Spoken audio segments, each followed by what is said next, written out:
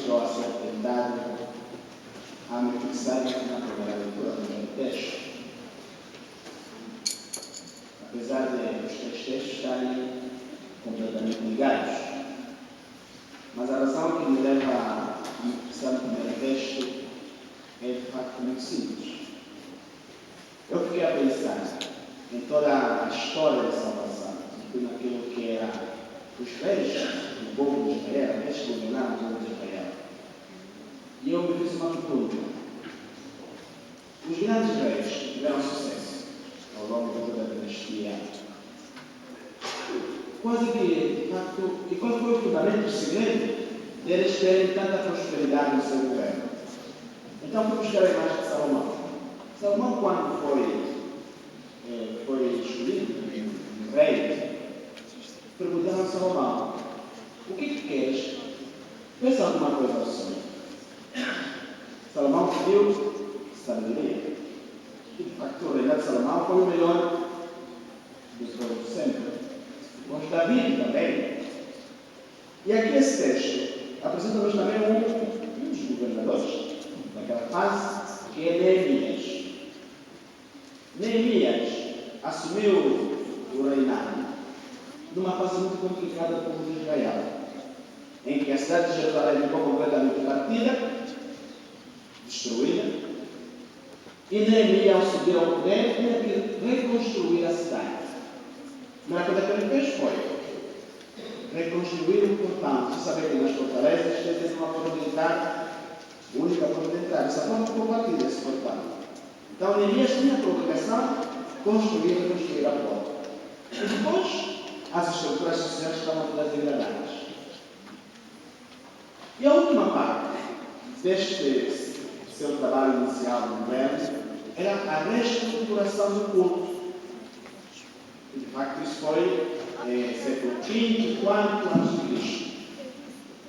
E o livro de Neemias divide-se mesmo em três partes. Alguém pegava o livro de Neemias para ver essas partes que eu estava a dizer: a construção do corpo, das estruturas sociais, e a última parte do texto do livro, que é este texto que estamos a ler agora, é a reestruturação do culto.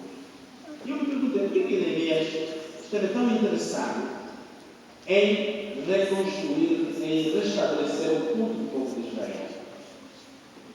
E ele escolhe o sacerdote Esdras, que aparece aqui nesse texto, para, no meio da assembleia, proclamar em voz alta o livro da lei. E nós sabemos muito bem o que significa para um verdadeiro israelita a lei, a aliança. É o ponto de referência de toda a ação do povo de Israel, o livro da lei. E Esdras, como diz aqui o texto, ele proclamou em voz alta o livro da lei para todos os homens e mulheres capazes de compreender. E vem uma desculpa muito interessante nesse texto, que era um lugar alto, visível, em que quem estivesse a lei tinha que fazer um modo muito claro para todos perceberem. Por que se destaca que o autor põe nesse texto? Tem algum valor? Tem alguma importância? A consciência que o povo tinha é que sem Deus era impossível caminhar. Neemias tinha essa consciência. Esdras tinha essa consciência. E o povo também tinha essa consciência. A centralidade da palavra de Deus na vida do rei, na vida da sociedade e na vida de cada um. E o texto continua a dizer assim: o povo ouvia atentamente a leitura do livro da lei. E no fim, diz o texto, o povo chorou. Por quê? Por que o povo chorou? É capricho de chorar? Tinha muitas lágrimas, então todo de trás para fora. Por que o povo chorou? Alguém se interrogou. Por quê? Estou a perguntar, merece uma resposta. Por quê? Alguém quer responder? Filipe, quer responder? Então, por que o povo chora? Ninguém quer dizer nada. Estão com vergonha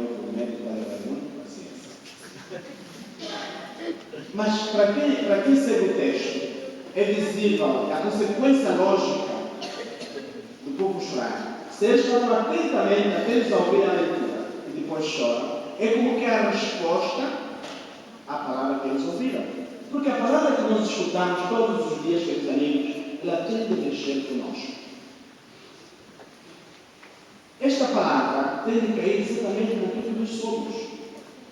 Quando eu digo que nós somos, é com tudo aquilo que é bom que nós temos e com tudo aquilo que é podre que nós temos. Nós viemos para a igreja assim. Nós entramos aqui desta maneira. Eu gostaria que entrássemos assim. Para que depois, ao ouvir esta palavra, ela possa mexer nas vidas nossas, na nossa própria vida, naquilo que está podre em nós. E claro, quando a palavra vem tocada na ferida, naquilo que me dói, a resposta é o choro, que é o choro no sentido de arrependimento. O povo ouviu a palavra, sentiu que estava desviado daquilo que são os caminhos do Senhor, então o povo chora. Infelizmente, digo isso infelizmente, nós estamos habituados a estar aqui, a celebrar a Eucaristia, a ouvir a palavra de Deus. Eu não sei se a palavra de Deus mexe conosco, não sei. E o cenário que está desenhado na primeira leitura é o cenário que nós estamos aqui. O ambão está num ponto elevado, né? Os microfones bem afinados, todos nós ouvimos a palavra de Deus. E, às vezes, entra a 100, dizia o Mané ontem, e esta palavra sai a 200. Do outro lado, entra e sai. Continuamos os mesmos. Continuamos os mesmos. A palavra não mexe conosco em nada. Eu entro por aquela porta, mau, religioso, tudo aquilo que eu podia dizer. Hoje sua palavra sai e continua a ser o mesmo. Não serviu para nada esta palavra. Eu entro por aquela porta, o que eu vou buscar mais? Aquele cusqueiro, o cusco. Gosto muito de falar da dos olhos. Tudo é só boca. Está na missa, tu está a cuscar, mesmo na missa. Hoje a palavra de Deus, vou para aquela porta, continua o mesmo. Para que serviu a palavra de Deus? Serviu para alguma coisa? Nada. Meus amigos, a palavra de Deus, nós cantamos no Salmo, e o Helder cantou muito bem, as vossas palavras, Senhor, são espírito e vida. Devia ser a palavra de Deus, espírito e vida. Devia ser a luz que nos ilumina. Eu não digo que a conversão é um ato imediato. A conversão faz-se. Cada vez que nos confrontamos com a palavra de Deus, temos que mudar um aspecto da nossa vida. E pedir essa força ao Espírito Santo, que nos ajuda a mudar. Que nos ajuda a mudar. Infelizmente, não mudamos. Há uma história muito engraçada de um senhor muito religioso, muito crente, que nunca faltou à igreja todos os domingos, rezamento de festas ou mais do dia. Então ele para mim disse assim: eu gostaria de contar essa história, não vou ter a verdade. Eu quero mudar o mundo. O mundo está muito mal, está caminhando muito mal. Eu tenho que pensar para ver se o mundo muda. O senhor entrou, rezou, durante quase 24 horas para chegar a rezar. Quando saiu da oração, viu o mundo estar pior do que antes. Eu disse: não começou porque não tinha rezar. Nada mudou. Bom, não vou rezar agora para o mundo porque é muito, né? É muito baixo. Eu vou rezar sempre para o país, para Portugal. Ele entra para rezar, reza, sai da oração, o mundo Portugal estava pior do que antes. Ele começou a interrogar-se: o que é que se passa? Tanta oração e nada muda. Não, só para Lisboa, pronto. Entra na oração, Lisboa, sai, pior. Bobadeira, como assim simplesmente? Está vendo como é que está a dizer? Mesma coisa. Não, para a comunidade aqui